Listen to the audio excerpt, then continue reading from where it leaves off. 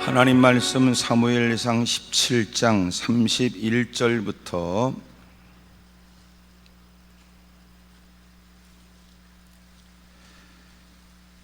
사무엘상 17장 31절부터입니다.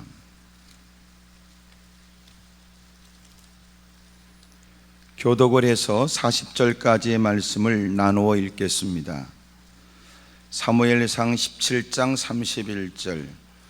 어떤 사람이 다윗이 한 말을 듣고 그것을 사울에게 전하였으므로 사울이 다윗을 부른지라.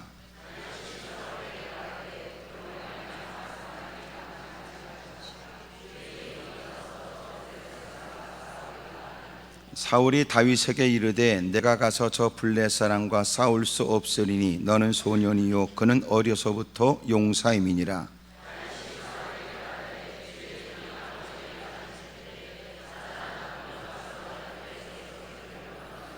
내가 따라가서 그것을 치고 그 입에서 새끼를 건져내었고 그것이 일어나 나를 해하고자 하면 내가 그 수염을 잡고 그것을 쳐 죽였나이다.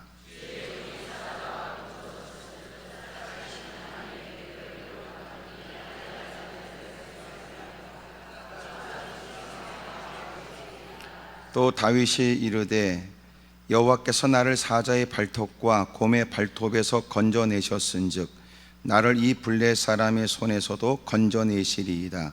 사울이 다윗에게 이르되 가라, 여호와께서 너와 함께 계시기를 원하노라.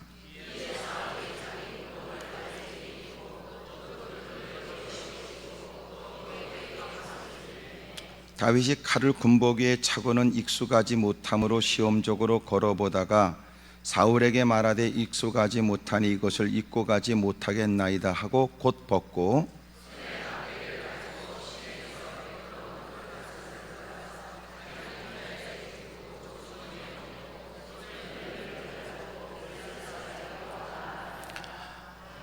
아멘, 할렐루야. 우리 옆에 분들에게 다 인사하세요. 은혜 많이 받으시라고 다 축복하십시오.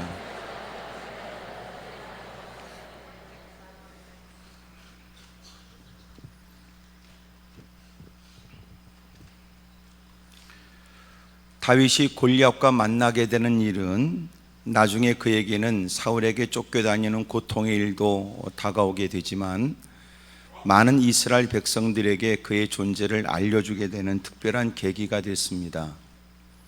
기회라고 하는 것은 늘 눈에 띄게 나타나지는 게 아니고 기회는 우연치 않게 다가오는 거지요. 모세가 스스로 나라를 건져야 되겠다가 또 자기의 동족들을 도와야 되겠다고 생각했지만 그는 40세 때에 오히려 쫓겨다니고 사람을 죽인 살인자가 되어져 이도로의 양모를 쳐야 되는 미디안 광야의 사람이 되었습니다. 80세가 되어서 뭔가를 시작하기에는 늦은 나이, 삶을 오히려 정리해야 될 때에 하나님은 하나님의 산 호렙에서 그를 만나 주신 거예요. 특별한 때가 아니에요. 그냥 늘 그렇게 짐승을 끌고 다니고 움직였던 것처럼 그날도 양떼들을 돌보면서 이끌어가는 중에 하나님의 산 호렙에 이르게 되었을 때 떨기나무 가운데 푸른 불을 텄으나 나무는 타지 않았고 불 붙는 모습은 보여줬고 이상한 광경에 놀라운 광경에 그는 가까이 다가가게 되지요. 하나님이 그에게 불러 현현하신 겁니다. 그리고는 전혀 상상도 못하고 이젠 다 꿈을 접어버렸고 더 이상 나는 그런 일에는 마음을 둘 이유가 없다고 생각하고 현재 주어진 일에 나의 남은 생애를 다 걸어야 되겠다고 당연하게 숙명처럼 받아들이고 있던 그때에 하나님은 민족을 이끌어가는 지도자의 사명을 그에게 주시는 거예요.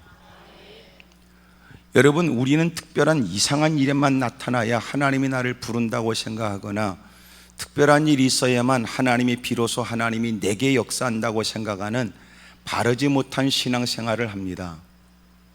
오늘도 하나님의 은혜로 우리는 기고동작하고 호흡하고 살아가고 있는 거예요.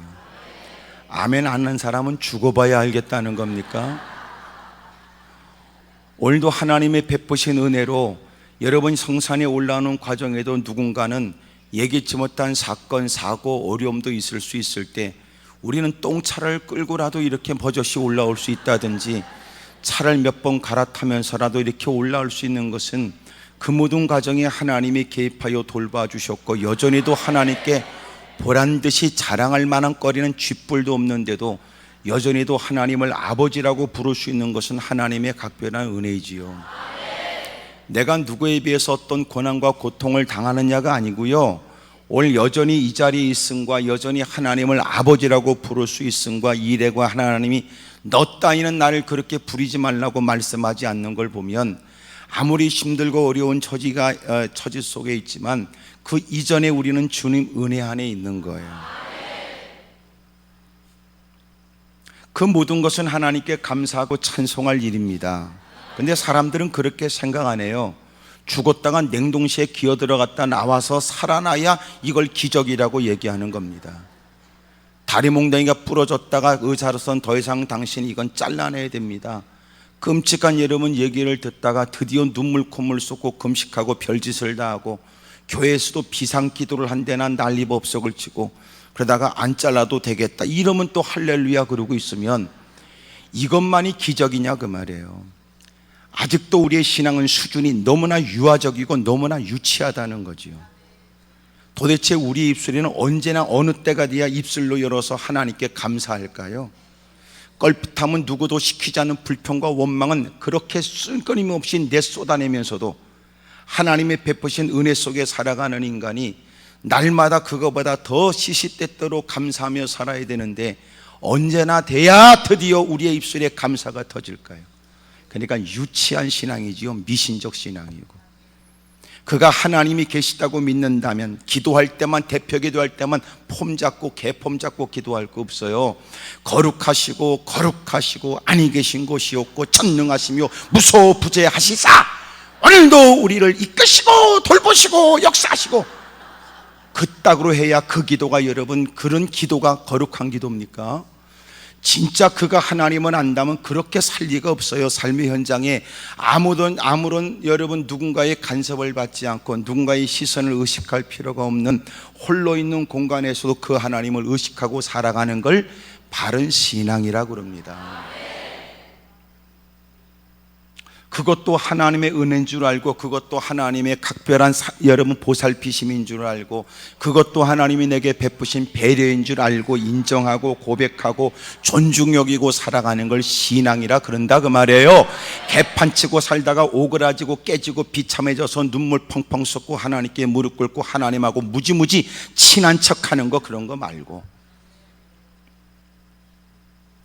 삶이 오그라지고 다 털어먹고 여러분 세상에서 마음을 빼앗겨 이것저것 그동안 여러분 술장 기울여가면서 그럭저럭 맺은 인간관계에 의존하여 그것마저도 뜻대로 되지 않아 오그라지고 깨져 비참한 처지가 돼서 세상에 별 볼 일 없고 발걸음 옮겨도 나를 반겨줄 사람이 없고 전화를 거둬 받을 사람이 없고,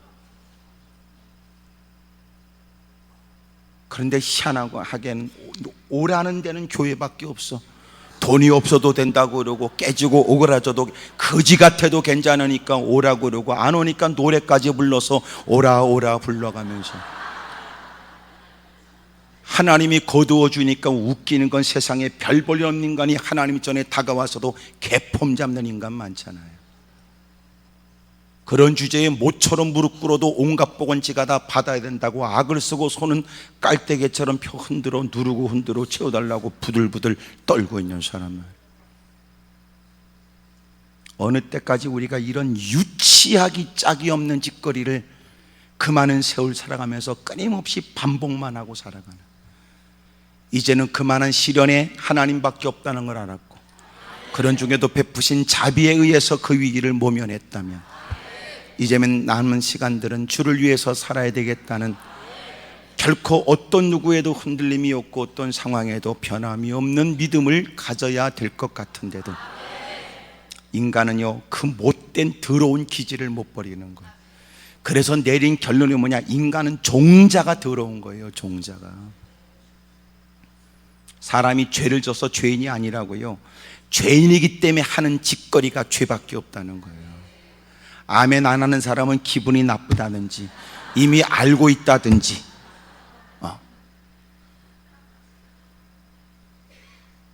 아직도 이런 말이 기분 나쁜 건 신앙이 거지 같은 겁니다. 그 사람은 아직 신앙에 제대로 입문도 안 한 거예요. 아직도 교회를 출석하면서 여러분 자수성가 있다고 헛소리 해대는 인간들 말이에요. 그건 신앙생활에 제대로 입문을 안 한 거예요. 비로소 신앙생활의 시작이 뭔지 아십니까? 하나님 앞에 나는 아무것도 아니라는 걸 비로소 깨닫는 게 시작이에요. 얼마나 인간이 더럽고 못됐는지 보세요. 죄인이라는 것도 스스로 깨달을 수 없다는 거예요. 성령이 오시게 되면서 나타나지는 현상은 죄에 관해서 알게 해요. 의에 관해서 알게 해요. 심판에 관해서 알게 하시는 겁니다. 비로소 성령의 은혜를 여러분 경험하고 나니까 비로소 인생이 자기가 입술로 기억나지는 것을 회개하는 것, 이것 갖고 안 되는, 여러분 정말 하나님 앞에 가슴을 치고 눈물을 쏟고 몸부림치고 뒹굴어야 될 만큼 끔찍한 죄인이라는 사실을 깨닫게 되는 거라고. 우리가 조목조목 우리의 입술로 떠오르는 여러분 죄를 다 고백한들 내가 죄로부터 자유하겠습니까? 얼마나 죄를 많이 졌는지 기억도 안 나는 죄가 더 많다는 거예요. 근데 오늘 말씀을 듣다가 불현듯 하나님이 나의 지난 날 여러분 잊혀졌으나 갑작스럽게 떠오르는 한때의 부끄러웠던 일들을 주님이 불쑥 떠오르게 하면 여러분 얼마나 마음이 아파요. 인간이 얼마나 더럽냐면 자기가 죄인이라는 걸 모르는 겁니다. 가장 큰 죄는 예수님을 믿지 않는 게 죄였습니다.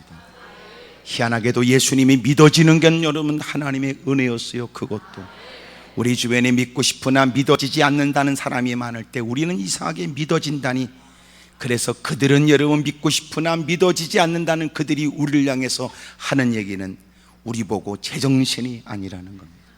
그것을 여러분 성령의 은혜라고 얘기하는 거예요.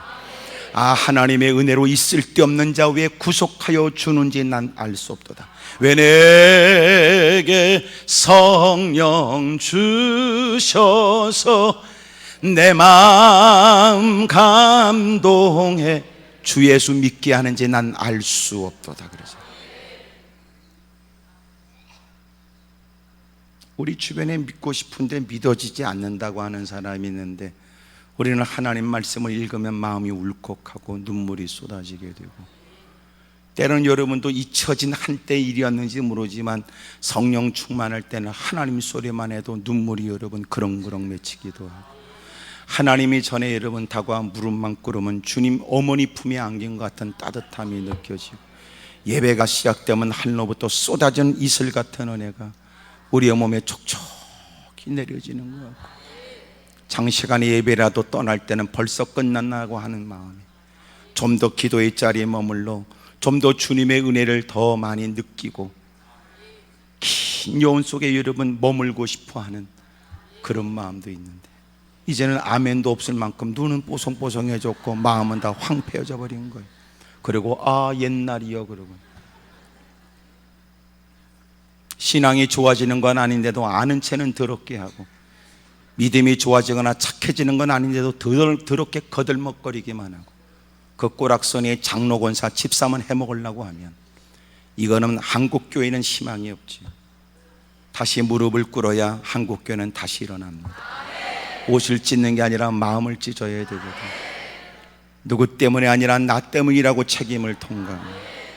그렇게 책임을 통감한 사람이 사력을 넣어 하나님께 매달려 구석구석 잘못된 더러운 것들을 긁어내기 시작하고, 뭔가 과감한 결단이 우리에게 있지 않으면 여러분 다시 이 땅의 부흥은 불가능합니다.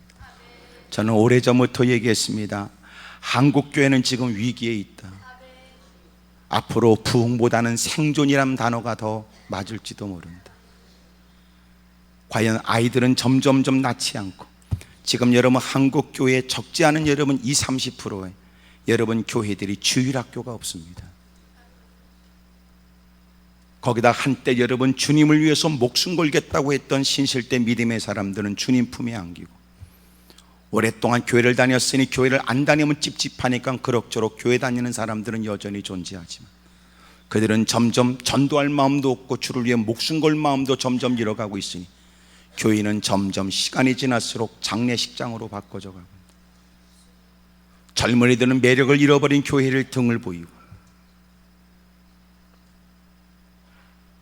이미 장년들도 교회를 다니고 있는 것 본인도 버거울 뿐이다. 몇 마디 힘들고 어려워 궁여제책으로 주의 이름을 부르지만, 그러나 교회에서 요구하는 끊임없는 여러분 하나님의 거룩한 일의 헌신과 섬김에 관해선 마음도 없다. 자기도 교회 다니는 게 버거운 처지에 전도하라는 말은 결코 마음으로 기쁨으로 수용하기 어렵지. 한마디만 더 전도하라고 해봐라, 나도 다음부터는 이 교회 안 다니지. 이제는 교회를 다 쇼핑하고 다닌다. 어느 교회 다니냐 그러면 얘기해야 되니까 어느 교회 다닌다고 적어두지만, 그러나 우리 교회 내 교회라는 의식도 없다. 그러므로 교회에서 진득하니 교육을 받거나 신앙이 뿌리 깊은 신앙이 되도록 교육도 못 받는다. 자기가 필요하면 여기 가서 1부, 저기 가서 2부 드리고, 오늘은 피곤하니까 여러분 늘어지게 자다가 5부 드리고, 이제는 하나님을 섬기는 게 아니라 자기의 마음 가운데는 익숙하게 해왔던 신앙생활, 종교생활에 마음의 부담만 없으면 된다는 게 결코 우리의 신앙이라면 이거는 거지 같은 거다. 성산에 올라온 여러분들은 그럴 리가 없겠으나, 그러나 혹해 중에는 어쩌다 올라와서 이 말을 듣는 분도 있을 겁니다. 이런 얘기를 딱 들으면 마음에 느껴야 돼요. 하나님이 보셨구나. 이렇게 이런 얘기 딱 들으면 아이고 내가 피할 데가 없구나. 우리 교회만 피하면 목사님이 내 꼬라지를 아니까 목사님이 얘기하면 하하 나 들으라는 얘기지 이랬는데, 기도까지 올라서 이 얘기를 듣는 거 말이야. 아, 하나님이 나한테 말씀하시는 거구나. 마치 하나님이 숱한 기회를 주다가 마지막 기회일지, 너네가 너에게 또 얘기하는 거야? 또 얘기하는 거야? 그러면 안 돼. 그러면 안 돼. 마치 하나님이 우리를 지극정성으로 사랑하기에 너 3실 동안 고치지 않으면 알아서 해. 터진다. 하나, 둘, 그랬고 셋, 그렇게 많다고. 내가 지금 3까지 신다고 그랬고 2까지 얘기했다. 또 설명하고. 그래도 그 인간이 누구 닮았는지 끄떡도 안 해. 그러면 2반 또 한 번 줬고, 또 3 그러면 너는 가만 안 놔둔다고 그랬다. 또 협박하고. 누구 닮았는지 끄떡도 안 한다면, 결국은 여러분 그렇게 충고하고 격려하고 살피고 또 기회를 주는 여러분 부모를 오히려 자존심을 꺾고 무시하는 행동을 서슴없이 하죠. 그리고 터지는 거야. 하나님도 늘 우리에게 그렇게 말씀하죠. 그러니까 하나님이 두들겨 팼다, 그것은 심판이 아니에요. 징계지. 그걸 심판이라고 생각하면 안 돼. 심판이 뭔 줄 아세요? 심판은 영원의 지옥에 떨어지는 하나님의 징계, 지옥 가지 않도록 어그러진 길에서 돌이키도록, 바르지 못한 행동을 그렇게 해서라도 중지하도록, 그래서 더 위험이 다가오는 것을 미리 막기 위해 주님이 우리를 향한 뜨거운 사랑의 또 다른 방법의 또 다른 모습의 조치지요. 그런데 누군가는 우리가 이렇게 사연을 들으면 더럽게 많이 터진 것들도 있잖아. 그건 왜 그러냐? 보통 똥꼬집이 아니라서 그렇습니다. 우리처럼 착한 사람만 있으면 우리는 한마디만 하면 빨리 알아듣잖아. 에? 설교 한마디 딱 들으면 주여 아버지 아버지 주여 그러고 돌이키는데, 성질 더러운 것들은요 콧웃음만 치다가 얻어 터져. 값을 치르는 게 비싸. 그리고 다가와서 또 환난과 핍박 중에도 자기가 신앙을 지켰대. 사기치는 거지요. 그럴 리가 없습니다. 우리가 고통과 어려움을 당하는 건 심판이 아니야. 진짜 심판이 뭔지를 모르시네. 하나님이 죽일 것 같으면 간단하게 죽이지. 하나님이 그렇게 줄 것 같으면 은혜도 베풀어 주지 않았지. 로마서 1장이 오히려 저주가 뭐냐, 우리가 정욕대로 기분대로 맘대로 사는 걸 방치하여 내버려 두는 거예요. 결국은 지옥밖에 더 가. 하나님이 간섭하지요. 앙칼지게 악을 써도 주님은 모른 채 하고, 잠시 주님께 불평해도 주님은 그를 불쌍히 여기고 바르지 않는 길을 벗어나도록 만들어요. 시간이 지나 비로소 나이 퍼먹고 깨닫고 나니까 그것이 내가 하고 싶은 것을 못하게 했던, 때로는 내게 아픔을 통해서라도 내가 하고 싶었던 걸 못 가게 했던 그것이 극진한 나를 향한 사랑이라는 걸 훗날 깨닫게 됩니다. 그런 일을 경험했으면 이제는 하나님의 한 말씀을 귀중하게 느낄 줄 알고, 또 여러분 그 말씀 속에 담긴 주님이 어떤 의도로 그 말씀을 하시는지를 느낄 줄도 알아야 돼요. 그렇잖아요. 서로가 관계가 되고 소통이 된다는 건 말뿐만 아니라 마음이 통하는 거예요. 왜 그 말을 했는지, 왜 그 말씀을 들려주시는지, 왜 그 말씀을 내게 또 듣게 하시는지에 관해 느끼는 거죠. 야, 어떤 들은 말씀을 또 그렇게 하나님이 또 말씀하시네. 그 말씀, 야, 하나님이 이유 있어 말씀하실 리가 있나? 만약 그 일이 우리가 긴급하게 생각했던 것보다 더 빨리 다가온다는 거 아니냐?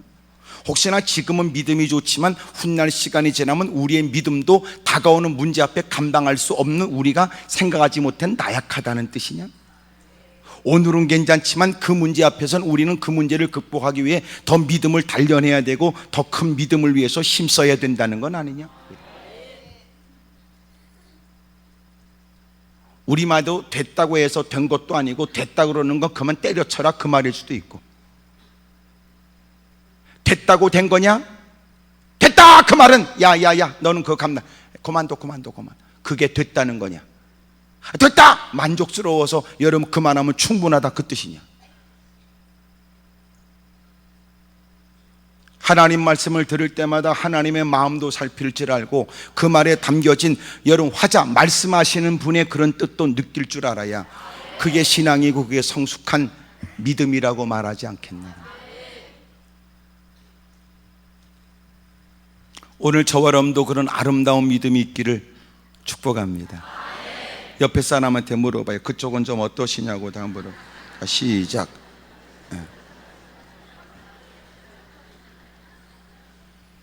하나님이 기뻐했던 다윗은 가는 곳곳마다 하나님이 눈길을 뗄 수 없는 사람이었어요. 여러분, 그가 왕이 되기 이전에 오늘 본문이지만 사실은 하나님께서 왕이 되고 난 다음에도 가는 곳곳마다 하나님이 함께하여 그를 책임져 싸우는 전쟁마다 이루어야 될 일마다 하나님이 개입하여 되어지도록 만들어 주셨죠. 8명의 아들이 있는 중에도 마지막 막내였던 그가, 여러분, 사무엘이 와서 제사를 드리려고 하는데 그 제사 자리에 낄 수 없는 막내였다고요. 그런데 정작 하나님의 눈길은 그 다윗과 함께 있었고, 보기에도 괜찮고 그만한 용번하면, 그만한 사람이라면 앞으로 왕이 되기엔 부족함이 없을 거라고 사무엘도 느꼈지요. 수없이 많은 사람을 만나 상대해야 될 처지에 그래도 목사가 되면 사람을 보면 이렇게 느끼는 것도 있잖아요. 여러분도 인생 연륜만큼이나 사람을 보면서 평가하는 거 있을 거 아니야. 눈구녕이 째진 것들, 광대뼈 튀어나온 것들, 이빨 옥니, 머리 곱슬, 황씨, 강씨, 성질 더럽다 이렇게 우리도 얘기하잖아요. 그런 것처럼 우리도 사람을 딱 만나면 아이고 저 인상이 그러니까 자기가 지금까지 만난 그런 사람들은 어떻다라고 하는 것도 우리는 느낄 수 있는 것처럼, 사무엘의 수없이 많은 사람을 만났으니 이만하면 앞으로 왕으로서의 부족함이 없겠다라고 느꼈지만 하나님은 아니라는 겁니다. 왜냐하면 하나님의 마음은 다른 데가 있었던 거예요. 7명의 자식을 전부 다 자기 앞에 나오게 했지만 아니었고, 하나님이 보낸 건 분명했으니 누굴까 싶어 또 다른 자식이 있냐고 물었으며, 마지막 막내인 그가 다가왔을 때 하나님이 주셨던 마음의 감동은, 하나님은 사람이 보는 것과 같지 않아 마침내 그는 하나님 마음에 합한 사람이었습니다. 그러므로 내가 누구한테 어떻게 보여지냐가 중요한 건 아니겠지요. 그렇다고 까짓거 사람을 무시하고 반사회적으로 사는 것은 개떡입니다. 적어도 내가 이렇게 얘기하는 건 기본적인 그런 상식은 여러분은 갖고 있는 건 아니냐 그 말이지요. 하나님께서 그와 함께 했고 하나님께서 그와 함께 하시니, 여러분 그렇게 아버지라도 제사에 참석시킬 만큼 중요한 인물로 여기지 않았으나 정작 하나님은 달랐던 거지요. 부모가 보는 거하고 달랐던 겁니다. 다른 사람이 보기에도 그만한 사람은 괜찮지만 정작 그 사람이 아닌 다른 사람을 주님이 주목할 수 있다는 거예요. 예수님을 믿는 사람을 옥에 가두고 고통과 어려움을 가해도 된다고 생각했던 사울이 나중에는 하나님이 쓰시는 이방인을 위한 큰 그릇이 되어져 세계 3차 전도 여행을 떠나고 어마어마한 세계 곳곳에 여러분 복음의 족적을 남기는 위대한 인물이 됩니다. 하나님께서 그를 그릇으로 쓴다고 할 때 어떤 누구도, 어떤 제자들도 하나님이 그를 그렇게 쓰실 줄 누구도 상상하지 못했으니, 예수님을 만나 예수님을 증거하는 그가 사도들과 만나 교제하길 원했지만 수없이 많은 일들을 경험했던, 죽은 자가 살아나는 기적도 체험했던 사도들도 그와 만나는 걸 꺼려했다고요. 왜 그랬을까요? 하나님께서 죽은 자를 살려주시는 놀라운 기적도 체험했지만 사울 그놈은 달라질 리가 없을 거라고 생각했던 겁니다. 하지만 모든 사람의 평판과 달리 그가 이제는 예수님을 증거하는 일에 어떤 사도보다도 더 큰 족적을 남기게 된 거죠. 부모가 볼 때 자식을 향한 평가는 맞을까요? 내가 그 사람을 잘한다는 얘기 때문에 그 사람은 이럴 거라고 내뱉는 건 바를까요? 그렇잖아요. 오늘도 우리가 하나님 전에 다가와 하나님을 바라보며 희망을 갖게 되는 것처럼 그 또한 하나님이 함께하여 그를 돕게 되면 누구 못지않은 큰 족적과 흔적을 남기는 위대한 인물이 될 수 있다는 겁니다. 가장 중요한 건 여러분은 여러분에 대한 평가를 사람에게 맡기지 마세요. 여러분에 대한 평가를 하나님께 여쭈십시오. 그래서 바른 가장 중요한 신앙은 제가 늘 자주 반복했던 것처럼 언제나 물음표와 느낌표가 있어야 된다는 거예요. 하나님께 정중한 질문이 필요하고 진지한 반응이 필요하다는 겁니다. 정중한 질문이라고 말하는 건 질문을 해야 돼요. 여러분 누군가가 상대방을 곤혹스럽게 하기 위한 싸가지 없는 질문이 아니라 여러분 내 문제에 관해서 정확한 답할 분이 당신밖에 없으며 당신이 그렇게 하시는 말씀이라면 내가 진지하게 그 모든 것들을 청정하여 내 모든 행동과 모든 결정을 그렇게 따르겠다는 마음으로 하는 질문을 정중한 질문이라고 그런단 말이에요.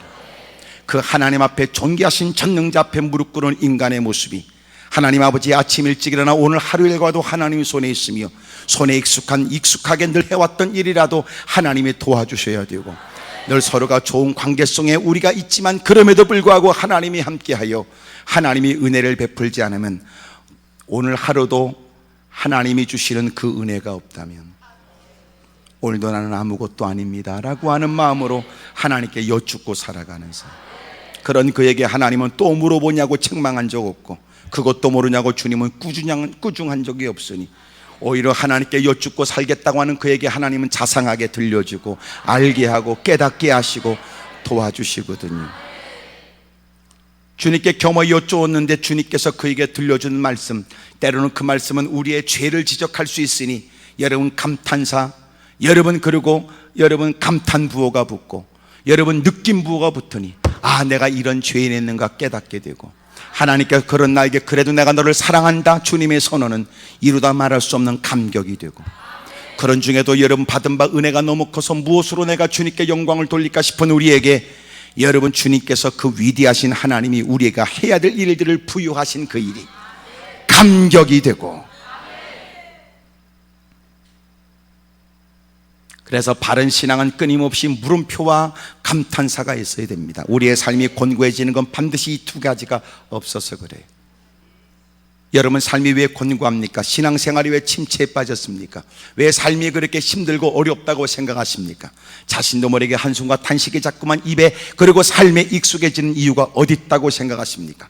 사람만 만나면 넋두리 하느라고 시간 가는지 모릅니다. 텔레비는 나의 목자신이 그러고 여러분 밤새도록 눈구녕이 복숭아씨가 됩니다. 한 손에 리모컨을 붙들고 육체의 기력이 쇠해야 자빠져 자는 사람, 이미도 새벽은 지나가 버렸고 그 이상 사전에는 여러분 새벽 기도라는 말은 없고, 그러다가 오갈 데 없는 비참한 꼬라지가 되면 또 지가 잠도 안 하니까 새벽에 어디 갈 데 없는가 두리번거리다가 모처럼 여러분 익숙하지 않은 새벽 기도를 시작하는 거죠.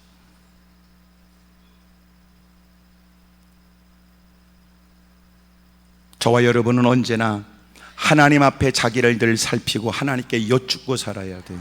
하나님 가르쳐 주십시오. 자식을 키우는 일에 장담할 수가 없어요. 어제 건강했으니 오늘은 괜찮을 거라고 말할 수 없으며, 회사를 경영한다면 또 그렇고 직장 생활도 또 그렇다. 다니는 길에서 예기치 못한 사건이, 늘 만났던 사람으로부터 배신이, 늘 익숙하게 해왔던 일에 예기치 못한 실수가, 당연하다고 생각했던 일로부터 크나큰 고통과 시련을 겪는 게 인간인데, 대부분 여러분 긴 한숨을 토하고 쉼없이 무너지고 망연자실하게 된 대부분의 이유는 여러분 상상치 못한 어려운 일 앞에서 사람들이 보이는 반응입니다. 어려운 일이요, 쉽지 않은 일이라고 느낀다면 그것이 이루어지지 않아도 그런 충격은 좀 덜하죠. 왜 예상은 했을 테니까. 그러나 여러분 긴 한숨과 좌절과 절망 그리고 의욕마저도 잃어버리는 대부분의 감성은 상상하지 못한 결과 때문에 그렇다고. 우리는 아슬아슬하게 줄타는 인생처럼 살고 있지만 그러면서도 여러분 인간이 여러분 마음 가운데 엉뚱한 일에 의존하고 살아가는 거예요. 그 사람은 그럴 리가 없어, 그 일은 그렇게 될 거야, 자기의 예상대로 모든 것이 풀려질 줄로 생각하지만 인생을 여러분 살아온 만큼 사람들이 있는 깊은 상처 대부분이 예기치 못한 일 때문에 겪게 되는 거잖아요. 장담할 일이 어디 있어요? 건강도 자신할 게 어디 있어요? 자식을 장담할 게 어디 있어요? 어떤 분이 독두리처럼 하는 얘기입니다. 딸이 아름답게 잘 컸습니다. 노래도 잘했답니다. 어떤 여러분 CCM 가수보다도 정말 잘했답니다. 모든 사람이 부러워할 만큼 아리따운 용모에 그렇게 여러분 재능도 탁월했던 오늘날 여러분 누군가를 사랑하기 시작했답니다. 결코 누가 봐도 객관적으로 바르지 않는 관계였습니다. 부모가 만류했습니다. 그랬더니 집을 나가버렸습니다. 그리고 연락도 끊어버렸습니다. 기난숨을 토하면서 여러분 그분들이 하는 얘기였습니다. 정말 어릴 때부터 믿음 생활 잘했습니다. 어릴 때부터 그렇게 교회에서 자랐지요. 그렇게 뛰어난 믿음도 좋고 그렇게 신앙생활 잘하고 노래도 잘하고 열심히 헌신했습니다. 그런 아이인데 그럴 줄 몰랐다는. 누가 장담합니까? 누가? 누구도. 하나님이 우리 가르쳐 주는 거예요. 너는 나한테 물어봐야 될 것이다. 너는 내 말을 기다려야 될 것이다. 그게 믿음이에요. 환경 따라 살지 않고 하나님께 여쭈며 하나님의 말씀을 기다리는 거예요. 그게 믿음이란 말이에요. 사울이 하나님께 버림당하게 된 이유, 가장 결정적 이유가 뭐라고 생각하세요? 블레셋과의 전쟁에서 제사를 드리고 전쟁을 시작해야 되는데 제사를 드려야 될 사무엘은 오지 않았고, 여러분 많은 사람들은 마음 가운데 두려움을 갖게 되어져. 하나님께서 우리의 예배를 받지 않으시나? 왜 예배는 진행되지 않나? 우리는 이러다 끝나는 거 아니냐? 막 두려움에 술렁거리게 되었을 때 사울은 여러분 조급한 마음이 하나님께 제사를 드린다는 이유 때문에 하나님께서 원하지 않는 방법을 쓴 거예요. 제사가 끝나게 되자 사무엘이 다가오죠. 당신은 왜 망령된 일을 했습니까? 하나님은 당신을 세웠으나 당신이 하나님을 그렇게 말씀에 순종하지 않음으로 인하여 결코 하나님은 당신을 버리고 하나님은 하나님 마음에 드는 사람을 따로 세운다. 그래서 다윗이 세워지는 거거든요. 믿음이 뭐예요? 하나님께 여쭙는 거예요. 그리고 하나님의 허락, 하나님의 결정을 기다리는 거예요. 그걸 믿음이라고 그래요. 하나님의 허락을 받아야 된다고 생각하죠. 그때까지 기다리는 거예요. 그래서 믿음은 뭐냐? 인내도 포함돼요. 이러다 죽는 거 아니야? 죽는 거, 야, 네가 믿는다면서 하나님이 설마 네가 하나님을 의지하는데 너를 죽도록 내버려 두겠어? 오히려 기다리는 그것이 내 믿음을 증명하는 거지. 예기치 못한 때 하나님은 기가 막힌 방법으로 사람이 상상을 뛰어넘는, 여러분 도대체 우리의 상상력에 미치지 못하는 곳에 계신 능하신 주님이 기가 막힌 연출로 하나님의 이름을 드러내게 만듭니다. 하나님께 여쭈세요. 하나님의 뜻을 기다리는 거죠. 마침내 다윗은 하나님에게 발견됐습니다. 여러분 그렇게 믿음 좋았던 다윗은 어떤 사람이었을까요? 어제 제가 그런 말씀을 한번 드렸는데 오늘은 제가 다른 말씀을 드리려고 그래요. 다윗이 아버지의 심부름으로 전쟁터에 나가게 되었고 골리앗 앞에서 사람들은 기가 죽어서 과연 이 싸움은 우리가 패색이 짙다, 이길 수 없는 싸움이다. 고대의 여러분 전쟁은 서로가 한 사람씩 나와가지고 서로 맞붙어 그 싸움의 결과로 서로의 전쟁을 가름하는 것입니다. 그러니까 두 사람이 싸워서 누가 지면 그 팀이 다 진 거고 누가 이기면 그건 그 팀이 다 이긴 걸로 치자 그 말이에요. 골리앗이 나와서 3m나 되는 큰 등치의 사람이 우렁찬 목소리로, 자신감이 넘치는 목소리로 비늘 갑옷을 입고, 그리고 여러분 배틀채만한 창을 들고, 그리고 여러분 칼을 차고, 누가 봐도 여러분 겁에 질릴 만한 위용이요, 거기다 여러분 자신감이 넘치는 그 목소리에는 사람들은 여러분 기가 질리는 거죠. 맞서울 여러분 생각도 갖지 못할 만큼. 빨리 꺼요. 누구 건데 아직도 못 꺼?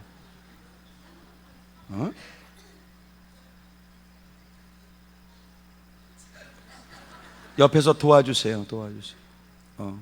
끄셔야 돼 완전히. 첫 번째니까 내가 이해를 하지.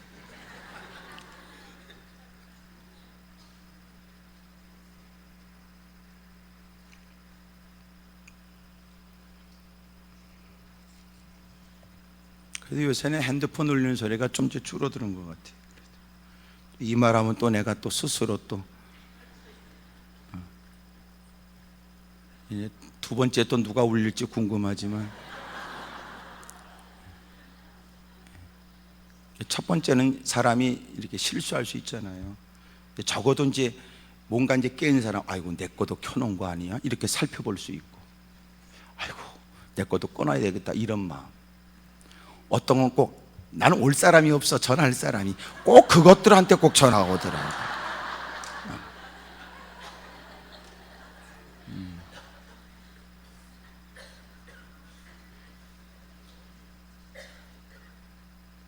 완전히 꺼요. 빨간 걸 세게 눌러. 그러면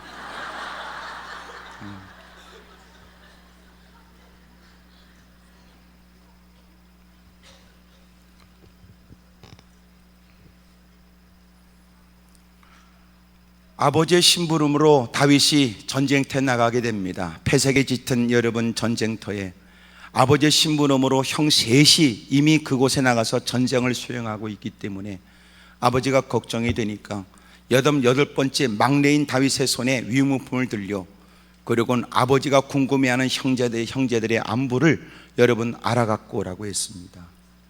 그리고 다가갔지요. 근데 여러분, 전쟁은 패색에 짙었고 골리앗이 나와서 악을 쓰지만 어떤 누구도 이스라엘의 그 많은 군대 장관도, 그리고 많은 여러분 전쟁에 능한 사람도 있지만 나갈 엄두를 내지 못했습니다.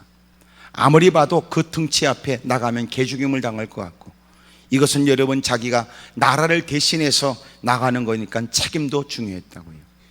아무나 내세울 수가 없어요. 나간 사람도 그만큼 부담이 되는 일이었지. 40일 동안, 어떻게 보면 왜 40일 동안 이렇게 했느냐, 그것은 여러분 40일 동안 조속간에 나가서 그렇게 외치면서 그들로 하여금 스스로 자포자기 하고 항복하도록 만들기 위한 일이었겠죠. 40일 동안 조속간에 나가서 계속 겁을 주는데, 이제는 여러분 이스라엘 백성들 병사들도 전부 다 이제 포기해버린 거예요. 도망가는 사람도 있어요. 아무리 봐도 이렇게 위급한 처지가 되었을 때 다윗이 아버지의 심부름으로 그곳에 가게 되었지요. 진작 하나님께 기름 부음 받았던 그가, 여러분 하나님께서 그의 이름을 드러내게 하려고 하나님의 만드신 기가 막힌 무대였습니다. 전혀 생각지 못한 일이 그에게 주어진 거죠. 그러므로 괜히 폼 잡으려고 하는 것은 위험하지만 신실대의 바르게 이런 구석진 곳에서라도 바르게 신앙생활하면 하나님이 기회를 만들어요. 어리석은 사람은 자꾸만 자기가 앞서가려니까 문제가 되지요. 믿음은 그 때를 기다리는 거라. 그러면 하나님이 기가 막힌 환경을 만들어 평상시 성실하고 신실하게 살아왔던 그에게 하나님은 기가 막힌 기회를 만들어 그 전쟁터에 나가게 하고, 다윗이 하나님을 향한 뜨거운 마음으로 이해될 수 없는 광경을 보게 되었는데, 여러분 골리앗이 나와서 악을 쓰며 하나님의 이름을, 여러분 하나님의 이름의 군대를 모욕하는 것에 마음 가운데 견딜 수가 없었던 겁니다. 어떻게 내 생명 같은 하나님, 어떻게 내가 목숨을 걸어야 될 내 그 하나님의 이름을 모욕하는 이 처지에 어떤 누구도 나보다 앞서 믿음 생활했다는 사람은 많고, 남달리 무엇보다도 먼저 하나님을 경험했다고 하는 평상시에 떠버려졌던 인간들은 많으나, 이 결정적 순간에 하나님의 이름이 모욕당할 때 나서는 인간이 왜 없냐 그 말이에요. 평상시에 은혜 받았다고 떠버리는 사람이 얼마나 많은가. 너도 나도 경쟁하듯이 간증한다고 떠버렸던 사람들은 한둘이 아닌데, 왜 이 결정적 순간에는 하나님의 이름이 모욕당할 때 나서는 사람은 어디 있냔 말이에요.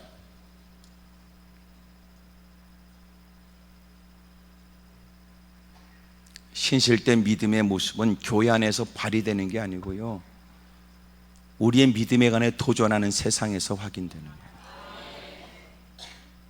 오금이 저릴 만큼 위험이 따르고 우리의 힘으로 감당이 안 될 만큼 여러분 아주 그렇게 호전적으로 도전하는 사람들 틈바구니에 살아가는 사회에서 믿음이 발견되는 거지, 교회 안에서는 아닙니다. 교회 안에서는요, 그게 진짜 믿음인지 몰라. 소위 이런 거지, 예배 시간 아무 말 안 하고 가만히 있다고 착한 건 아니잖아. 말이 어려운 거 아니죠. 예배 시간 그냥 가만히 앉았다가 집에 갈 때 밥 북으로 퍼먹고 가는 게 그게 착한 거냐? 회의할 때 가만히 있으면 진짜 착한 거냐? 그래서 사람들은 생각이 저렇게 착한 사람이 집사도 되고 권사가 되고 장로도 된다고 했는데 세워놓으니까 그것이 나중에 미친 짓을 하는 경우도 많으니까. 야, 그것 건 모르는 거죠.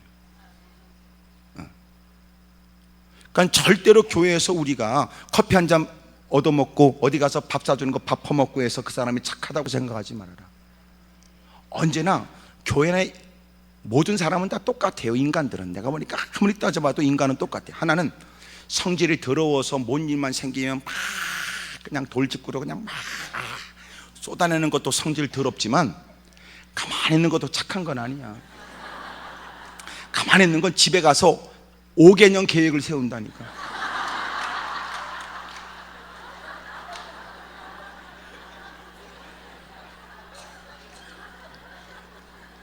다 그 인간이 그 인간입니다. 오히려 막 쏟아내는 사람은 뒤끝이 없다네. 왜 뒤끝이 없는 거 보니까 워낙 머리가 나빠서 잊어버린 거야. 뒤끝이 아니고 잊어버렸어. 근데 가만히 있는 것들은요, 집에 가서 다 노트에 써가면서 계획합니다. 그런 것들이 더 복잡해요. 그러니까 교회는요, 다 그놈이 그놈이고 그년이 그년이야. 내가 이렇게 얘기하는 건 솔직히 우리끼리 이 안에 있으니까 너도 나도 잘난 거 없다 그 말이지. 그러니까 가만히 있다고 그건 착한 거 아니고, 또는 막 한다고 해서 그놈만 나쁜 것도 아니야. 그러니까 교회는 주님이 알아서 다 비슷한 것들만 모아놓은 거예요. 이렇게 빗자루로 쓸어가지고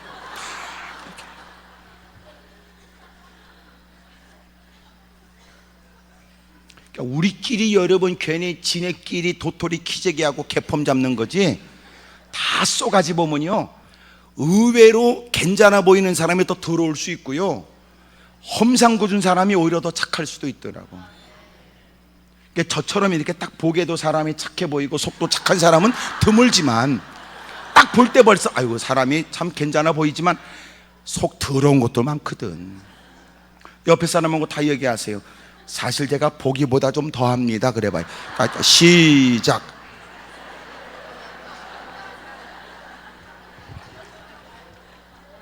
이게 웃을 일이 안 돼도 웃고 있는 거 보니까 다 알고 있는 거죠, 우리는.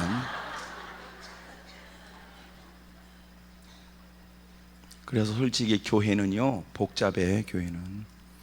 교회가 안 복잡하면요 교회가 아니야. 교회는 본래부터 복잡해. 왜냐하면 하나님이 교회에 복잡한 것들만 들어오라고 그런 거야. 다 복잡한 것들, 성질 더럽고 못되고 깨지고 오라진 것들, 다 겉으로 볼 땐 이쁜 것 같아도 속은 보통이 아니야. 시간이 지나면 다 드러나죠. 그러니까 교회는 언제나 시끄러울 가능성이 있고 문제가 일어날 가능성이 많겠어요, 적겠어요? 많아? 대빵 많지. 대빵 많지요. 그래서 교회는 인간이 모인 것으로 끝나면 안 돼요. 교회는 언제나 하나님의 은혜가 지배해야 돼요. 왜냐하면 은혜가 없으면은요 사람이 못된 쏘가지를 막 드러내려고 그런다. 배운 학식 정도, 갖고 있는 경험, 쥐뿔도 없는 여러분 과거의 전략, 여러분 또 전력, 또 자기의 과거의 여러분 경험들, 확인되지 않는 거시기까지. 교회는요 끊임없이 복잡해요. 그러니까 중요한 게 뭐냐면 교회가 하나 되려면 은혜가 있어야 되겠다. 그 제가 요새 깨닫게 되는 거예요. 인 아니라는 in and one이에요. in and one. 그러니까 그리스도 안에 들어와야 비로소 하나가 돼요. 은혜가 없이는 하나가 안 됩니다. 그러니까 한데 모였다고 하나는 아니에요. 꿍꿍이 속에 다르니까, 생각에 다르니까, 목적에 다르니까.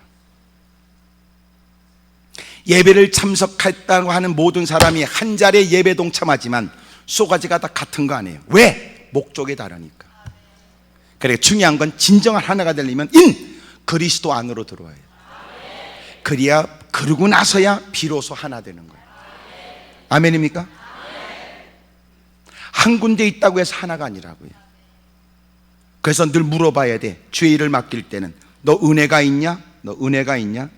은혜가 없으면 일을 맡지 말아라. 소위 네가 남달리 목사든 장로든 권사든 집사든 네가 그 일을 맡아서 할 수 있는 자격은 있으나 자격 갖고 일하는 게 아니라 힘이 있어야 하지 않겠느냐.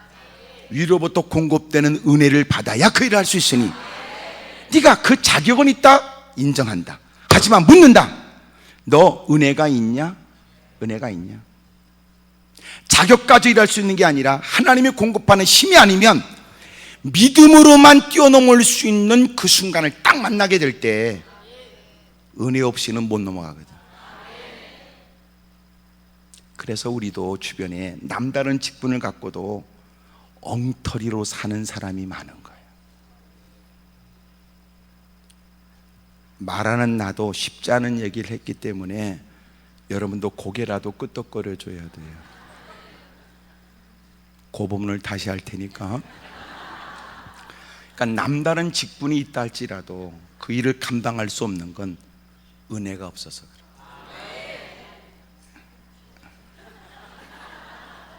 그래서 늘 우리가 그 일을 맡길 때는 은혜가 있는지를 점검해야 돼요. 우리끼리 있으니까 얘기인데 목사가 늘 은혜가 있는 건 아니더라. 나도 그러더라고. 나도 목사로서의 수십 년의 시간을 보냈지만 나도 화딱지가 나더라니까. 저도 여전히 뚜껑이 열린다는 말을 압니다. 그러니까 여러분도 목사님 뚜껑이 열리게, 나도 그 말을 빨리 이해하지요. 그러니까 뚜껑이 열린다는 말을 안다. 이 뚜껑이 열린다는 말은 뭐냐?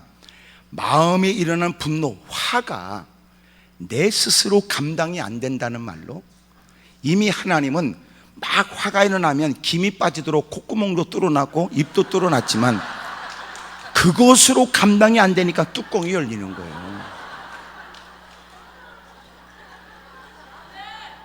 주님이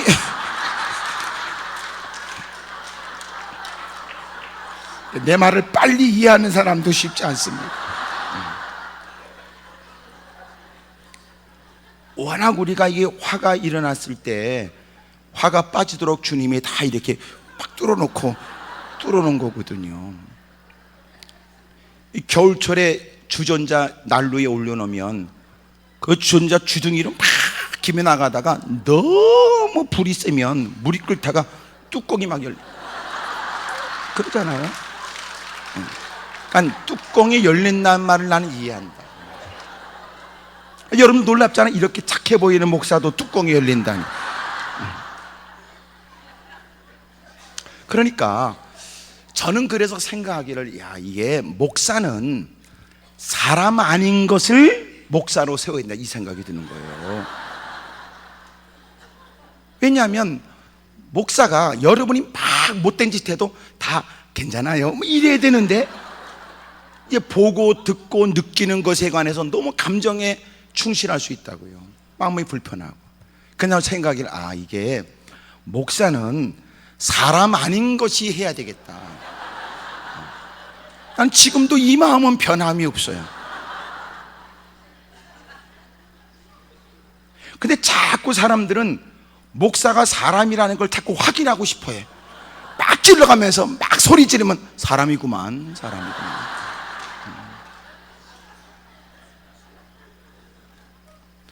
여러분이 그리 찔러보지 않아도 목사는 사람이라고. 그래서 하는 얘기인데 건들지 마세요. 그걸 건드려보고 나서야 목사도 사람이구만 그럽니까? 그리스도 안에서 다 성도들도 주의 종을 존중히 여기고, 목사도 맡은 바 일이 두 어깨로 감당하기는 너무나 힘들다는 걸 잘 알지요. 그럼 목사가 뭐냐? 하나님께서 네가 감당할 수 없는 일이라는 거 알지? 너는 나한테 더 매달려야 된다는 거 알지? 너는 내가 공급하는 힘으로 해야 된다는 거 알지? 하나님이 그걸 교육하는 것 같더라고요. 그런 중에도 목사가 사람이기 때문에 때로는 성도들이 뭔가 은혜 받으면 목사님 고맙습니다, 감사합니다, 이 얘기가 목사로서는 아직도 인간 티를 벗어나지 못하는 목사가 그런 얘기가 좀 그 사역에 대한 용기가 되고 그 사역에 대한 보람이 되는 거예요. 근데 그걸 못해. 그걸 못해. 그러니까 참 그런 거 보면 유치하게 신앙생활하는 사람 많아. 목사님이 강단에 서서 여러분 교회에서 열심히 설교하고, 목사님이 밖에 나가서 다 여러분 갈 때 다 배웅하면서 다 이렇게, 이거요 보통 힘든 거 아니야. 잘 모르시네. 이거를요 500번만 해보세요. 환장할 일이지. 거기다가 늘 똑같은 표정을 져야 돼. 거기다 한마디 해야 돼. 아이고 집사님, 권사님, 장로님.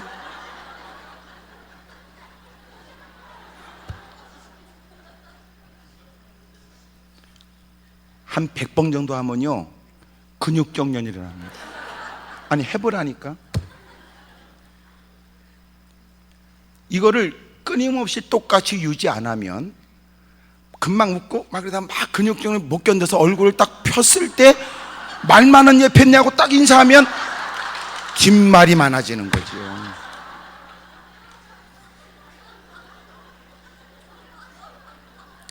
목회가 쉽습니까?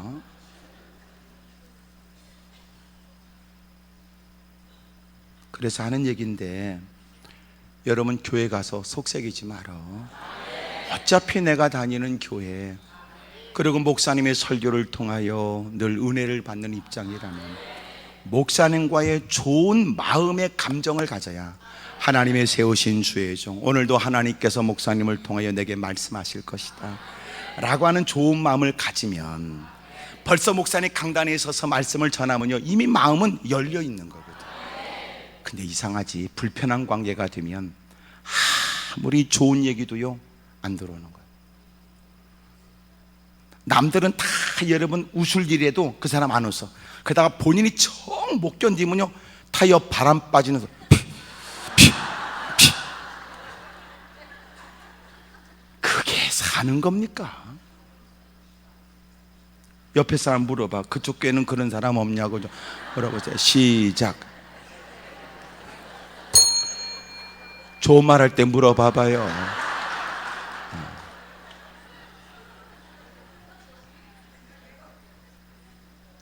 그러니까 신앙생활을 왜 그렇게 힘들게 해?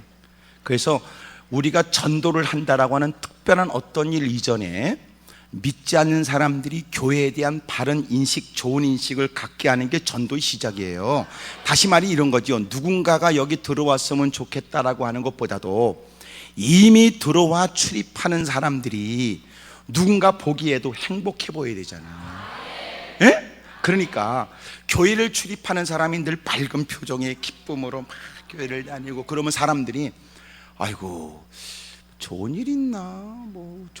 그렇게 좋은가? 이런 마음이 들지 않겠어요? 그러는 중에 누군가가 교회 한번 오라고 하면 좋은 인식을 갖고 있던 차에 자기도 궁금했던 형편에 누군가가 정중하게 그렇게 한번 와보라고 하는 얘기에 여러분 나쁘지 않는 마음으로 발걸음을 들여놓을 수 있죠. 근데 문제는 누군가 교회 안에 들어올 마음이 추호도 없도록 우리가 만드는 거예요. 왜냐하면 우리부터가 교회 다닐 때 지옥에서 나온 통닭처럼 하고 다니니까. 사람들은 알지요. 그리고 교회를 출입하는 우리를 바라보며 애도의 뜻을 표해. 넌 어쩌다 그렇게 교회 다니기 시작해서 그렇게 심각하게 힘들게 사냐 그렇게. 그러니까 전도를 해요. 쥐뿔이나 개떡이나. 이것부터 하면 교회 부흥됩니다. 교회 갈 때 성경책 가방을 돌리면서 가는 거야.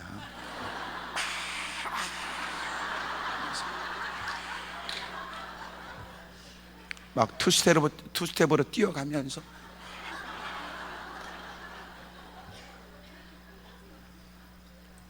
사람들이 느끼기를 아유 그렇게 좋나? 그렇게 좋은가? 기도원에 왔다가 내려가면서도 돌리면서 가요. 그 대신 저 밑에는 언덕이기 때문에 조심하셔야 돼요. 사람들이 생각하기를 그렇게 좋은가? 좋은가? 이렇게. 요 옆에가 이제 보장사입니다. 옛날에는 그 보장사 앞으로 올 수밖에 없는 길이 그렇게 있었는데 이제 이게 바로 이제 다리가 생겨서 이제 이렇게 다니죠. 근데 저는 이제 그쪽으로 이제 지나갈 때 되면 보장사에 갔다 오는 이렇게 분들 얼굴을 보게 된다고요. 얼굴을 이상하게 이제 보게 되는 거예요. 젊은 사람이네. 아이고 저분들은 왜 갈까? 그리고 느껴지기를 그분들의 얼굴을 보게 되는데, 그러면 거꾸로 누군가가 교회를 출입하는 우리의 얼굴을 볼 수도 있겠다 이 생각이 들잖아요. 누군가가 막 밝게 나오면서 웃고 그러면 아유 뭐 좋은가 보지 뭐 이렇게, 우리는 모르지만 그들은 좋은가 보지 뭐가 뭐 이렇게 느껴지지 않겠어요? 그러니까 전도라는 건 특별하지 않아요. 대단한 거 아니에요. 대부분 왜 전도를 두려워하느냐? 인상 더러운 그거를 꼬셔가지고 교회 안에 데려다 놔야 된다, 이걸 전도라고 우리는 생각하는 거예요. 그리고 우리 생각에는 아이고 성질 더러운 걸 어떻게 들어오지? 우리 이렇게 생각. 전도는 그런 게 아니에요. 전도는 내가 받은 바 은혜 복음을 전하는 거예요. 그게 여러분 우리는 근데 꼭 누군가를 꼬셔가지고 그리고 그 자리에 딱 갖다 놔서 또 이 딱지 하나 이렇게 붙여야 되거나 뭐 누가 전도했다고 뭐 이런 걸 우리는 생각을 해요. 그게 아니고 전도는 복음을 전하는 거예요. 때를 어떤지 못 왔든지 열심히. 첫째, 내가 그리스도의 편지가 돼서 사람들은 나를 바라보면서 하나님의 따뜻함을 느꼈다. 내 손을 통해서 그들이 느끼는 그리스도의 온화함을 그들도 경험한다. 우리가 건네는 말 한마디에 주님의 사랑이 그들에게도 전달됐다. 뭐 이런 거 있잖아요. 야, 아무개 보니까 교회 다니는 것도 좋겠더라. 꼭 아멘을 꼭 집에 가서라도 꼭 하세요. 옆에 사람을 뚫어지게 쳐다보고 물어보세요. 그쪽은 내가 어떻게 보이냐고 물어봐. 시작.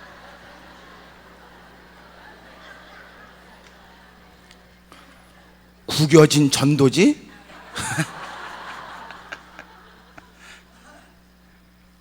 이제는 가는 곳곳마다 나 때문에 사람들이 교회에 대한 인식의 변화도 있고, 야야 교회 다니는 사람은 나쁜 사람만 있는 거 아니더라.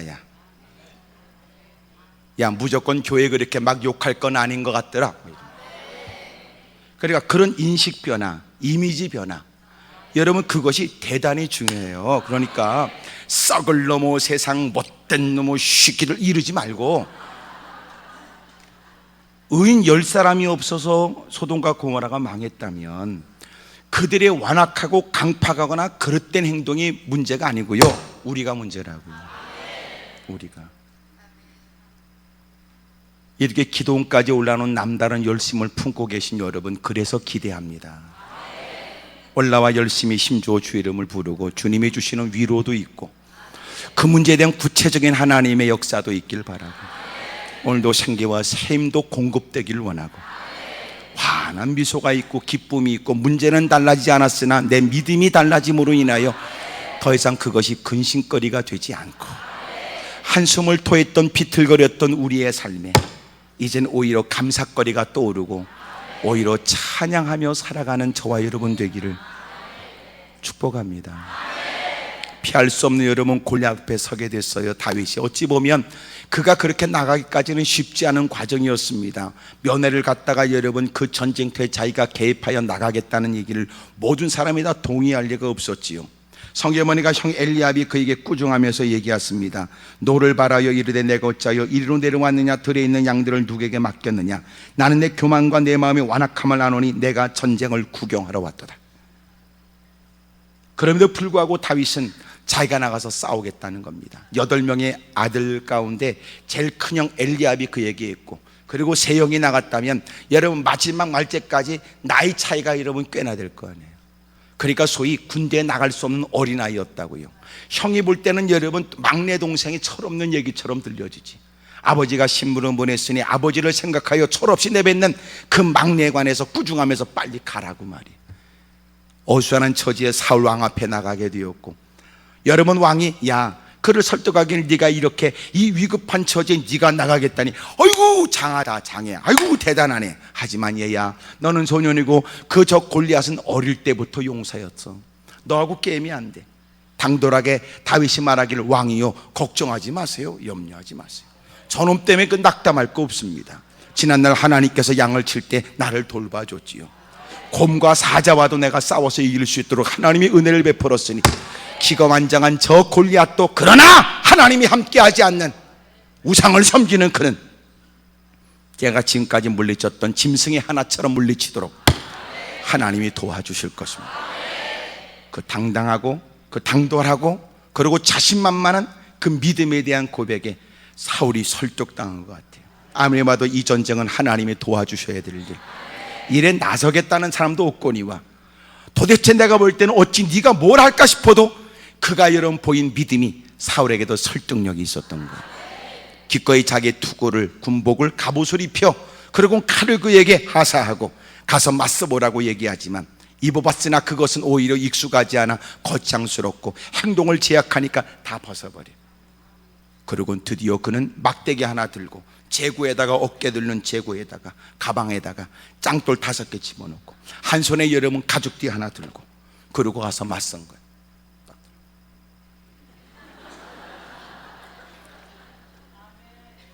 우리는 웃었지만요, 골리앗은 놀랬다고. 왜냐하면 이거는 있을 수 없는 일이었기 때문에 뭔가 있을 거라고 생각해서 처음에 놀랬겠지요. 전략인가? 이렇게. 그리고 곧 그를 힐난합니다. 네가 한국의 복날 개 잡으려고 네가 막대기 들거나 하니. 그러나 그는 주눅들지 않고 가까이 다가가 마주본 그의 어마어마한 거구와 우렁차고 그 모습 앞에도 그는 조금도 주저함이 없이 잽싼 동작으로 너는 칼과 창으로 나왔지만 나는 만군의 여호와의 이름으로 나왔다고 하고 가죽띠에다가 돌 하나, 짱돌 5개 중에 하나를 따고 한다.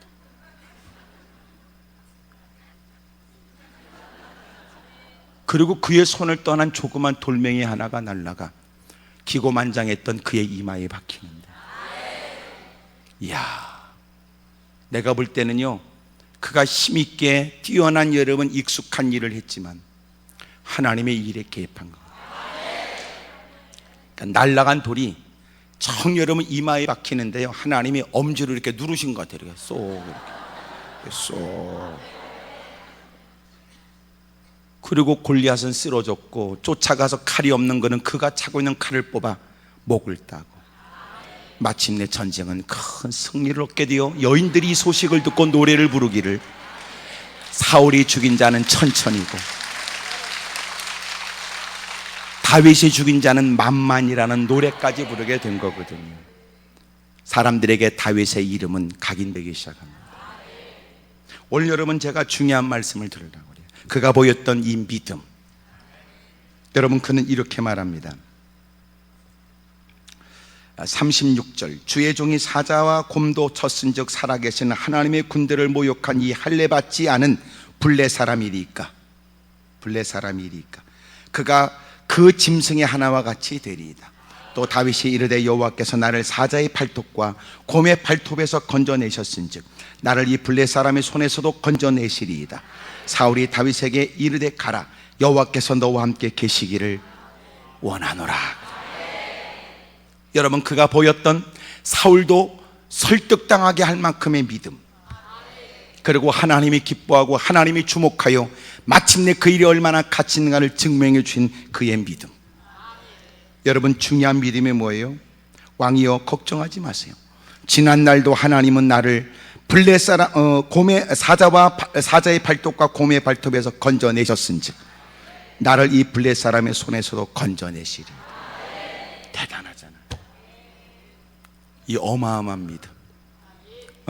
가만히 있는 거 보니까 이게 왜 어마어마한지를 증명하라 그 말입니까? 다시 말해 이런 거예요. 곰과 사자와 싸웠던 과거의 경험이 오늘 지금 만난 이 상황하고 무슨 놈의 비교가 되겠어. 그런데도 그의 믿음은 뭐냐? 지난날도 하나님의 은혜로 내가 위기를 벗어나고 내 힘으로 할 수 없는 일을 하나님이 되게 하신 거지. 이 일 역시도 하나님이 되게 하실 것이다. 큰 믿음이지. 이런 거예요. 오늘 우리가 이만큼 살기까지 우리도 지난날 부인할 수 없는 하나님의 베푸신 은혜 역사들이 다 있잖아. 아멘이죠?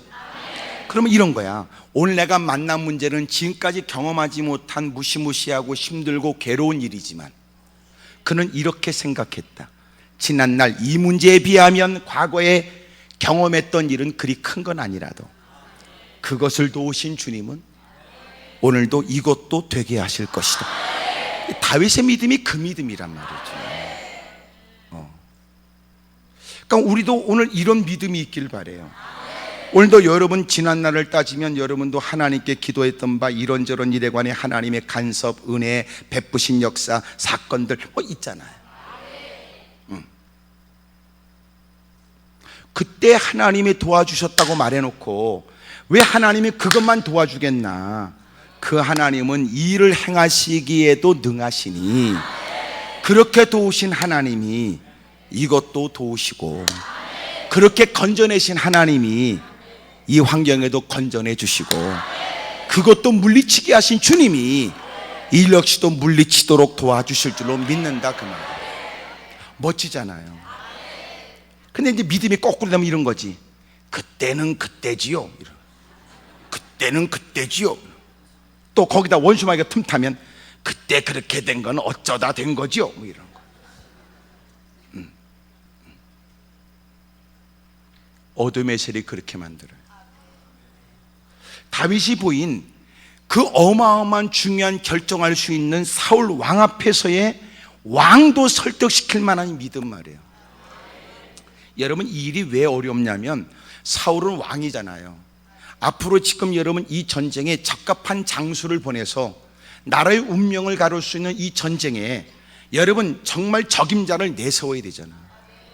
근데 여러분 전쟁에 나갈 만한 소위 말해 군인도 아니고 군대 생활에서 오랫동안 해왔던 사람도 아니고 전쟁을 경험한 사람도 아닌 면회하러 온 한 집안의 막내, 아버지의 심부름으로 여러분 위훈품 들고 온 사람은 위훈품, 그래 위훈품 거기 내려놓고 총 들고 네가 나가라.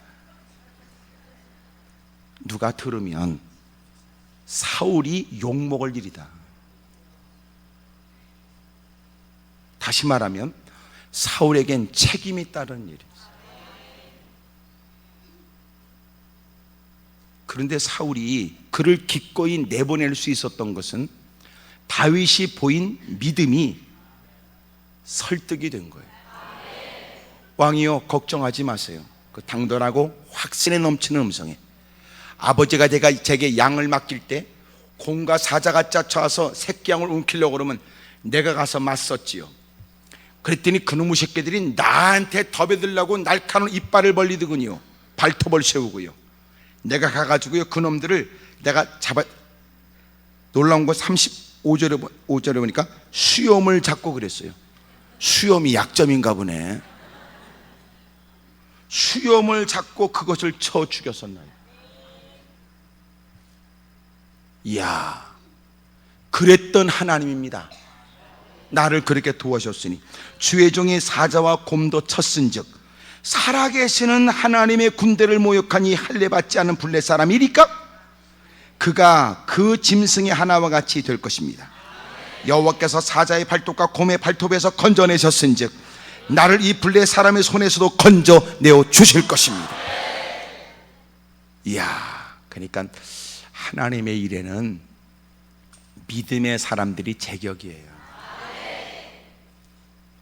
그는 교회도 믿음의 사람이 일을 해야 되겠다.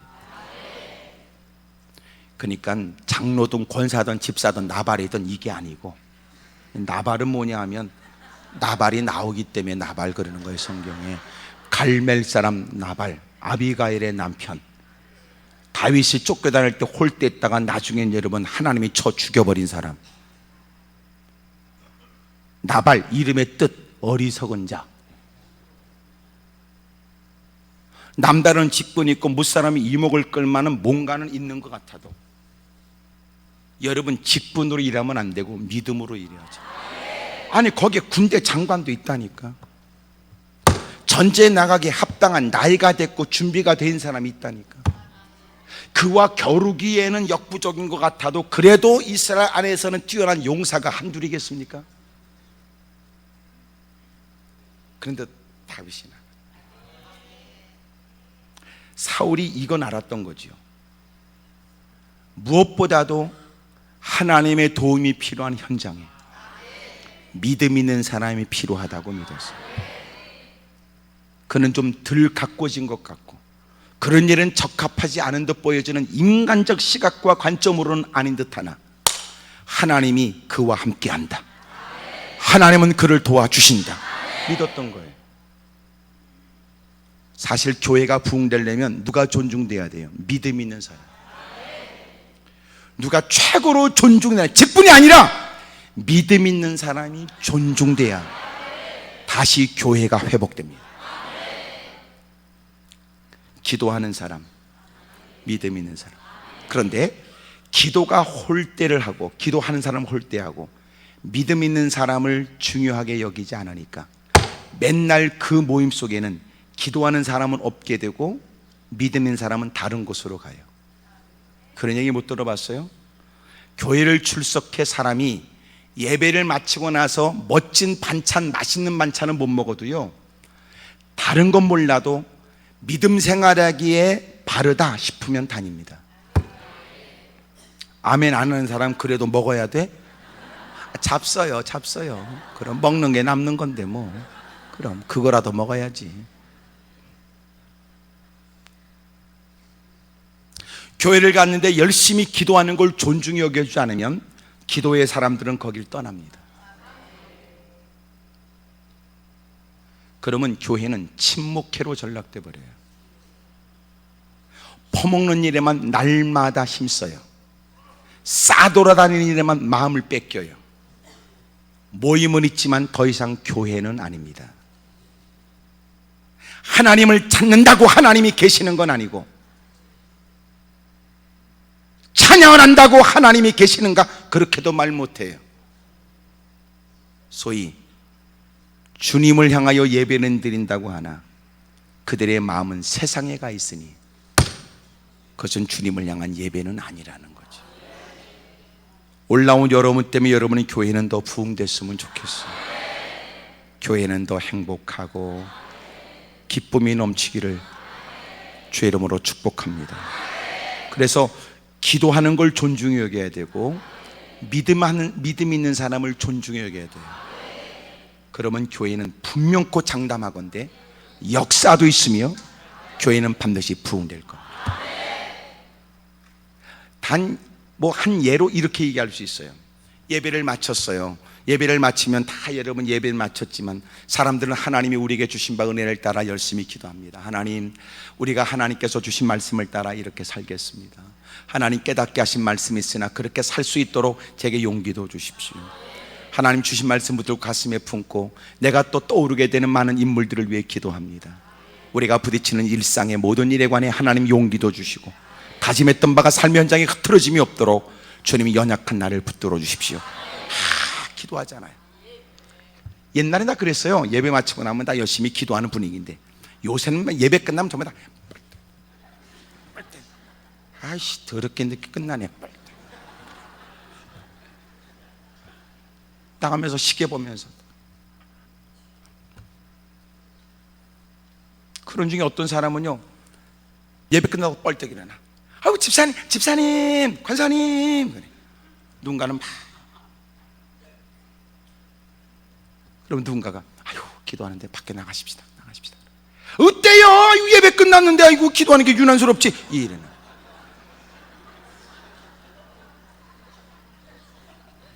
그러면 기도하는 사람이 기도를 못해요. 그러면 기도하는 사람은 빨리 주섬주섬 가방 싸고 나가야 돼. 교회가 그 짓거리 하면 교회는 이미도 교회로서의 모습을 포기하는 거예요. 보세요. 내가 기도 못해도 기도하는 사람은 존중해 여겨줘야 되잖아요.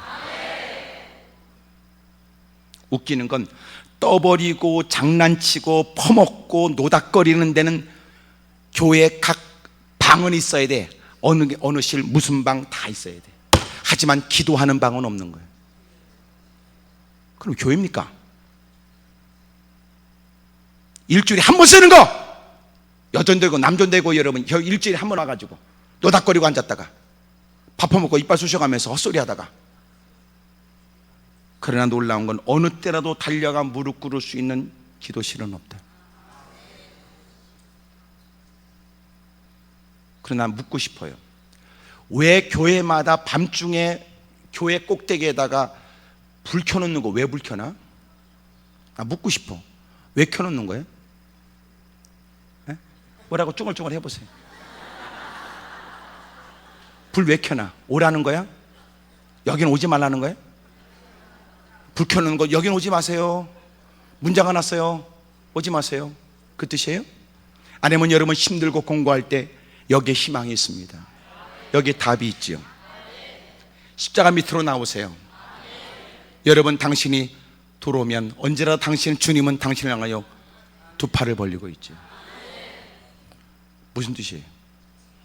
방법이 있다면 교회는 불을 켜놓는 건 언제라도 여기는 당신이 살 수 있는 길이 있습니다. 돌파구입니다. 알려주는 거예요. 쫓아가니까 문이 잠겨 있어. 그럼 왜 켜놔요? 십자가 불은.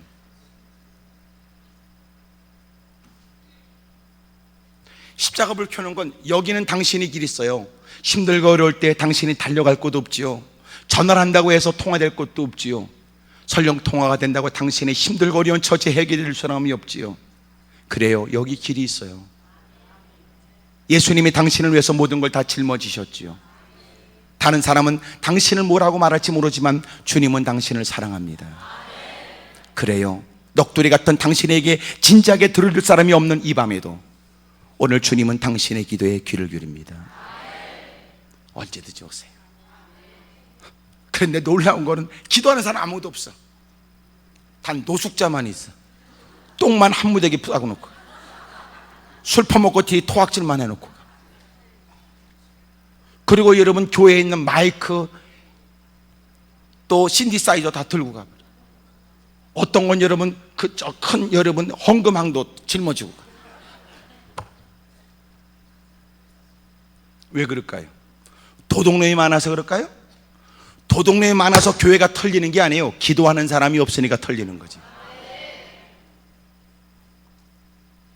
그래서 교회의 가장 중요한 기능은 만민이 기도하는 집이어야 된다잖아요. 교회가 기도하는 사람이 있고 기도 소리 있으면요 나쁜 마음을 품기가 쉽잖아요. 기도하는 사람은 없어. 문은 열려 있어. 그러니까 사람들은 와서 여러분 추울 때는 추위를 피하는 곳으로, 여름 밤에는 잠자리가 없으면 잠잘 곳으로만 생각하는 거예요. 우리가 교회를 잘못 인식해 주는 거지요. 나는 여러분 때문에 여러분의 교회에 기도바람이 일어나기를 축복합니다. 할렐루야. 가정에도 여러분 기도 소리가 막 커지면요 텔레비 소리 줄어들어요. 근데 텔레비 소리가 큰 거는요 기도 소리 없어서 그래요. 오늘 집에 가서 여러분 텔레비를 여러분 꺼트리는 방법, 끄게 만드는 방법, 오늘 딱 은혜 받고 가서 안방에 들어가서 기도하세요. 문 닫고 쫙 기도하면 밖에 텔레비 보고 있는 거실에서 텔레비 보는 누군가가 들을 수 있더라. 그러면요 텔레비 볼륨이 좀 줄어듭니다.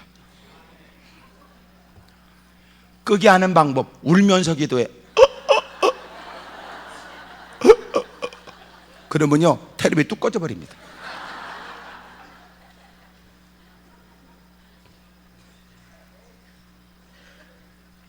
교회의 기도 소리 없어지면 헛소리가 늘어나요.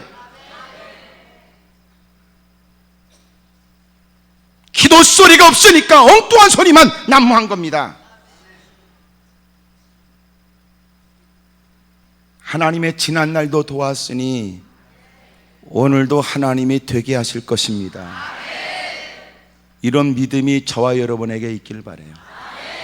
그렇다면 그런 진정한 믿음이 극복해야 될 게 뭘까요? 세 가지예요. 하나가 뭐냐면 형편을 극복해야 돼요. 골리앗이에요. 지금 여러분, 과거에는 곰과 사자였지만 지금은 골리앗이에요. 어떤 누구도 맞서 싸우기를 꺼려하는 어마어마한 거구의 사람이었다고요. 우리가 남달리 믿음이 있지만 진정한 믿음이 극복해야 될 세 가지가 뭐냐면, 진정한 믿음에는 역사가 따르는데 진정한 믿음의 사람이 극복해야 될 건 현실에 대한 두려움이라고요. 그럴지라도 하나님이 되게 하면 돼. 그럴지라도 주님이 되게 하실 수 있지. 하나님은 지난날에 그 문제보다도 크셨던 것처럼 오늘 내가 지금까지 만나보지 못한 큰 문제보다도 더 크신 하나님이 이 문제도 해결해 주실 수 있지. 오늘 저와 여러분들에게 그런 믿음이 있길 바라요. 오늘 두려움이 예수님 이름으로 떠나가길 바랍니다. 두 번째 극복할 게 뭐예요? 사람입니다. 사람. 때로 나를 잘한다는 형이 그렇게 도전해요. 사울 왕이 그에게 설득해요. 여러분, 사람을 극복해야 돼요. 누군가 나를 잘한다는 이유 때문에 우리를 힘들게 하지요. 내가 너를 잘 알아 이놈아. 내가 너를 잘 알잖아. 너를 위해서 하는 얘기야. 내가 너를 잘 알아. 넌 지금 착각에 빠진 거 아니야? 넌 그만한 일을 못해. 하지만 여러분, 그것은 틀린 말은 아니지만 그러나 놓친 말이 있어요. 잘 들어보세요. 너는 무능해. 너는 지금까지 된 일이 없잖아. 넌 그거 잘 안 돼. 그 말은 틀린 말이 아닐 수 있어요. 그런데 논리적으로 내 곁에 있어서 사실을 얘기할 수 있어요. 하지만 그것 때문에 우리가 도전에 관해서 주눅 들을 거 없어요. 왜 그럴까요? 네가 하는 말은 맞아. 하지만 네가 빠뜨린 말이 있어. 하나님은 살아계시거든. 우리가 희망을 갖는 건 뭐예요? 의사가 여러분, 당신은 희망이 없다고 말할 수 있어요. 여러분, 엑스레이, CT, 여러분 MRI 등등을 통해서 여러분 얘기할 수 있어요. 전문적인 지식으로, 과학으로, 의학으로, 우리에게 의학으로 얘기할 수 있어요. 그걸 우리는 잘못됐다고 말할 수 없어요. 의사가 엉터리라고 말할 수 없어요. 맞아요. 그렇군요. 그렇군요. 하지만 우리는 그것 때문에 그것으로 결론을 내리지 않아요. 왜냐하면 생명은 하나님의 손에 있기 때문에 그렇습니다. 우리 주변의 사람들이 우리를 위한답시고 우리가 주님을 향한 우리의 마음에 도전하거든요. 하나님은 형편보다 크세요. 하나님은 사랑과 같지 않으세요. 세 번째는 말입니다. 말. 사람들이 이 말 저 말로 우리를 흔든단 말이에요. 얼마나 골리앗이 대단한 줄 아느냐? 어릴 때부터 용사였다. 봐라, 그의 자신만만하고 용맹스러운 그의 말을, 그에 관해 과거 일들을 구체적으로 들었다면 모든 사람이 다 오금이 저리고 힘없이 무너질 것이다. 하지만 잊지 마세요. 세상을 창조한 건 하나님의 말씀이 창조한 거지. 끊임없이 우리는 말 때문에 말씀을 잊어버리면 안 된다고요. 진정한 믿음에는 역사가 따릅니다. 하지만 그 믿음은 극복해야 됩니다. 그것이 뭐냐면 형편과 사랑과 그리고 말이란 말이에요. 그런 일에도 흔들림이 없이 주장하십시오. 하나님이 건전해 주셨으니 건전해 주실 것이다. 그런 쪽에도 하나님이 지난날도 되게 하신 것처럼 되게 하실 것이다. 오늘 그의 모습은 그 문제 앞에 그는 나약하지만 그것을 어찌 그런 역사가 있을까? 그렇게 느끼지만 놀라운 것은 믿음대로 주님이 되게 하세요. 여러분 가정과 여러분의 삶에 놀랍고 위대한 일이 있기를 주 이름으로 축복합니다. 언제나 신앙은 여러분 교회 중심이 되길 바라요. 누가 어떤 얘기를 해도 교회 중심으로 하세요. 그리고 그 교회를 열심히 출석하고 있거든 목사님의 지도를 잘 받으세요. 아멘이지요? 그렇지 않으면 어둠의 세력이 끊임없이 이렇게 저렇게 해서 도전하거든요. 난 여러분의 교회에 남다른 믿음을 가진 여러분 때문에 목사님도 목회 힘을 얻게 되시기를, 덕을 끼치고 본을 보이는 신앙생활에 교회는 한층 더 견고해지고 부흥되기를 주의 이름으로 축복합니다. 크게 아멘 하십시다. 우리 하나님께 손뼉으로 영광.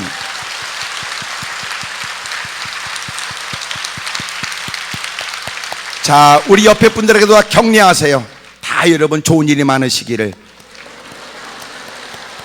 여러분 때문에 교회가 부흥되기를. 다 같이 무릎을 꿇겠습니다. 두 손을 높이 들지요. 하나님, 제게 믿음을 더해 주십시오. 때로는 우리가 그동안 남다른 믿음으로 산다고 했었지만 극복해야 될 문제 앞에는 힘없이 무너졌으나 주님, 이제는 넉넉히 이길 수 있도록 도와주십시오. 반드시 믿음에는 하나님은 위대한 역사를 우리에게 나타내 줍니다. 하지만 당신이 진정한 바른 믿음인지 살펴보세요. 몇 마디 얘기에 힘없이 무너지고 마는 사람들, 하찮은 몇 마디에게 또 비틀거리고 쓰러지고 마는 사람들. 두 손을 높이 들겠습니다. 하나님, 저 좀 도와주십시오. 주여, 저를 불쌍히 여겨주십시오. 바로 하나님이 당신을 향하여 들려주는 말씀입니다. 바로 당신 말입니다. 하나님, 엉뚱한 사람에게 핑계만 댔습니다. 감당이 안 되나 좌절할 생각만 했지요. 주먹을 꽉 거머져요. 몇 마디라도 바른 기도드리면 역사가 있지요. 어눌한 입술의 기도라도 믿음의 기도는 주님이 귀를 기울여 줍니다. 짧은 기도라도 바른 기도라면 하나님이 그 기도가 금양로에 담겨지게 합니다. 주여, 늘 나는 예배 자리에서 남다른 믿음이 있는 것처럼 보였지만 실상 번번이 돌아가는 환경, 돌아가는 삶 현장에선 힘없이 무너져 버렸고, 사람들 앞에서 우리는 주장도 못했고, 말 몇 마디 앞에 말씀을 잃어버린 채 힘없이 비틀거리고 살았습니다. 주여, 내게 믿음 있게 하옵소서. 믿음의 결과를 보게 하옵소서. 주여, 믿음으로 승리케 하옵소서. 큰 목소리로 힘주어 주님을 세 번 부르고 통성간절히 기도합니다. 주여,